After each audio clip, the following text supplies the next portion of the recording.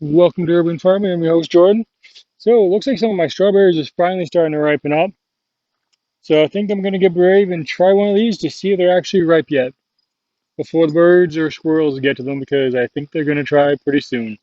So looks like I got a bunch of strawberries coming, so I should hopefully get a few more. But I'm gonna try one right now and see how they taste. I pull this one off. Bon appetit. Ooh, very, very sweet, but also very bitter. Intriguing.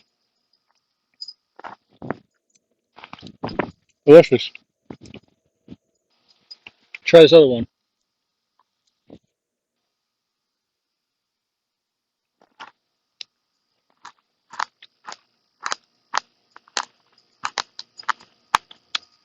Very sweet, not as bitter.